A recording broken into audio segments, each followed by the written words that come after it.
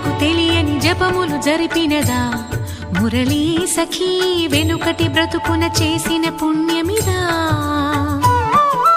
తనువును నిలువున తొలిచిన గాయములే తన జన్మకి తరగని వరముల సిరులని తలచినదా